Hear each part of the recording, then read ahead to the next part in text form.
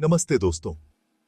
आज हम एक ऐसी कहानी सुनाएंगे जो रोमांच से भरी है, जो दिल को छू लेगी। ये कहानी है टीपू सुल्तान की।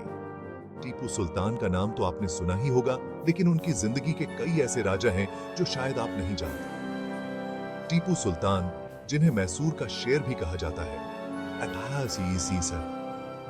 18वीं सदी में अंग्रेजों की ईस्ट इंडिया कंपनी से जमकर भिड़े थे।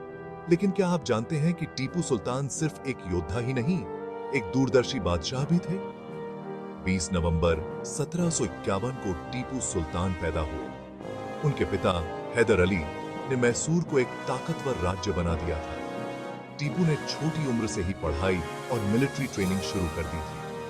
टीपू सुल्तान ने अपनी रियासत में ढेर सारे सुधार किए। खेती, व्यापार, शिक्षा, सबको बढ़ावा दिया।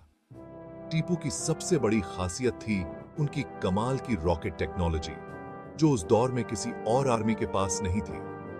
उन्होंने अपनी फौज को मॉडर्न हथियारों से लैस किया और कई जंगें जीती।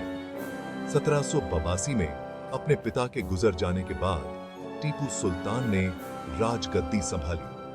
अंग्रेजों की ईस्ट इंडिया कंपनी से 4 एंग्लो मैसूर युद्ध हुए, जिनमें से 3 में टीपू ने अंग्रेजों को धूल चटाई।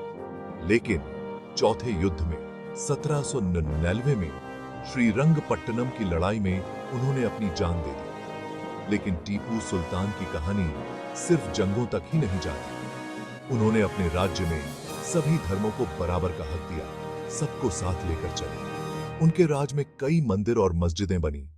टीपू सुल्तान की वीरता और कुर्बानी की दास्तां हमें बताती है कि अपने हकों के लिए लड़ना कितना जरूरी है।